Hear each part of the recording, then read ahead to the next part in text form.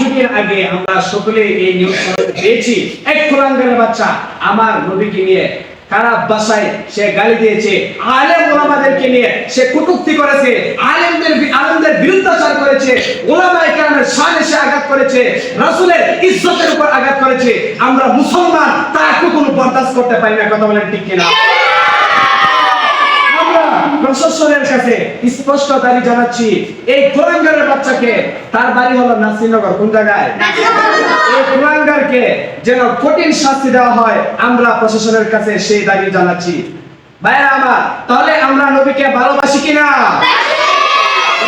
কেউ গালি দিয়ে তাহলে কি আমরা তাকে জিন্দা ছেড়ে দিব? প্রাণের নবীকে গালি দিলে, প্রাণের নবীকে গালি দিলে তাদের চাল নেই আর প্রভু। মান সাব্বা নবিয়ান ফাকতুলু, মান সাব্বা নবিয়ান ফাকতুলু।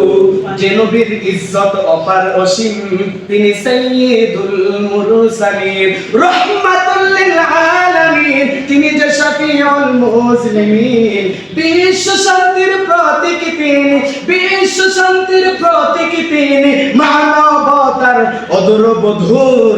মান সাব্বা নবিয়ান ফাকতুলু, মান সাব্বা নবিয়ান ফাকতুলু, মান সাব্বা নবিয়ান ফাকতুলু।